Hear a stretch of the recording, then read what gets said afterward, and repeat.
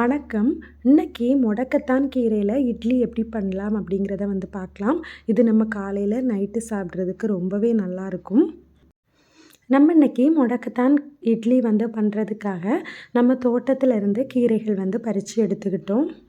நம்ம ஒரு 10 இட்லி செய்கிறதுக்கு ஒரு 2 கை அளவில் நம்ம கீரை சேர்த்துக்கலாம். இந்த மாதிரி இட்லி மாவு கூட நம்ம கீரை சேர்க்கும்போது நமக்கு கொஞ்சம் கூட முடக்கத்தான் கீரையோட கசப்பு தன்மை தெரியாது. நம்ம பறித்து எடுத்துக்கிட்ட கீரைகளை நல்லா வாஷ் பண்ணி க்ளீன் பண்ணி எடுத்துக்கலாம். இதை நம்ம மிக்சியில் நல்லா பட்டு போல் அரைக்க போகிறோம். அதனால் கட் பண்ணணும் அப்படிங்கிற அவசியம் இல்லை.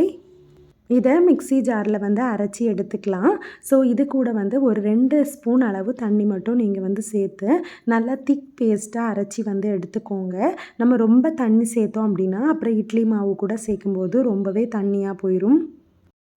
அடுத்ததாக பார்த்தீங்க அப்படின்னா நார்மலாக நம்ம இட்லி அரைச்சி வச்சுருக்கிற மாவு கூட நம்ம அந்த கீரை பேஸ்ட்டை நம்ம சேர்த்துக்கலாம்.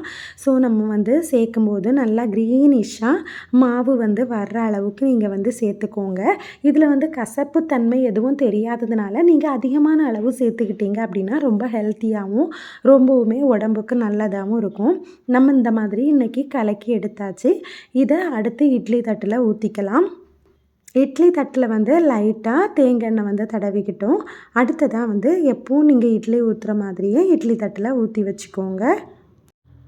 இந்த இட்லியும் பார்த்தீங்க அப்படின்னா நார்மலாக நம்ம எத்தனை நிமிஷம் இட்லி வேக வைப்போமோ அதே அளவு நீங்கள் வேக வச்சு எடுத்தீங்க அப்படின்னா போதும்.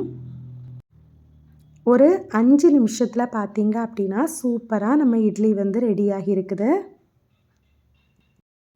இந்த இட்லி உங்களுக்கு பிடிச்சிருந்தது அப்படின்னா இந்த சேனலை லைக் பண்ணிக்கோங்க, சப்ஸ்கிரைப் பண்ணிக்கோங்க.